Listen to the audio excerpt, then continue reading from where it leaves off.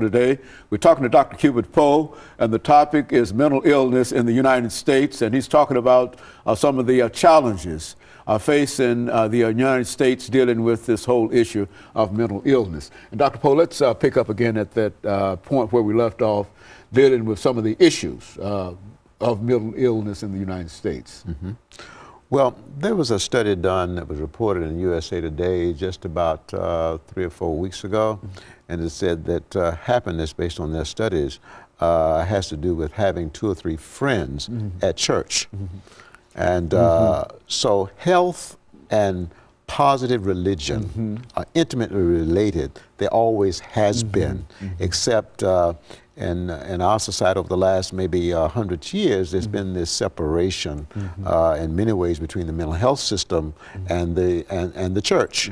Okay, but we see now there's evidence that they're coming back together, and that's going to mean a more holistic and a better quality of help that psychiatrists, social workers, and counselors can administer, who are coming not only from a psychological and a biological perspective, but who are also coming from a spiritual perspective. I believe that in order to be really healthy, I need a faith and a power higher than myself. I need a faith in God, whether I refer to that God as Krishna, or whether I refer to him as the Lord Jesus Christ, or whether I refer to him as Allah.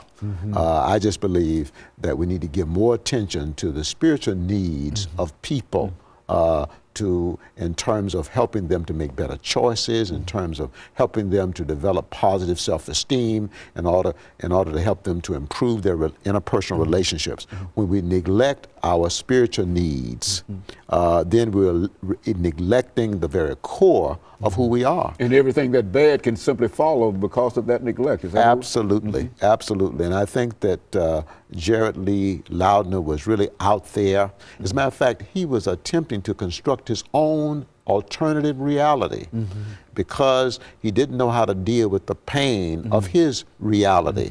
So he engaged in what's called lucid dreaming, in which he would try to enter his dreams in a conscious state.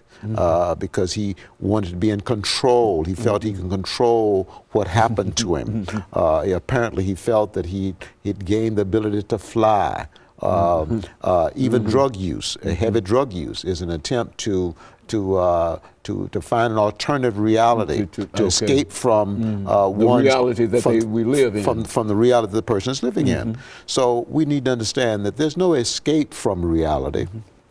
But there is a way of being transformed by the Spirit of God if we are willing to give ourselves to trying to serve others, because that's what really religion is about. It teaches us to acknowledge the reality of God. It teaches us to serve one another, another way of saying that, to love one another. And so I don't think that you can really be happy, okay? I don't think that you can really be fulfilled. I don't think that you can really be healthy, okay, unless you're involved in showing care for others, unless you're involved in serving others, which is the only real way to serve God.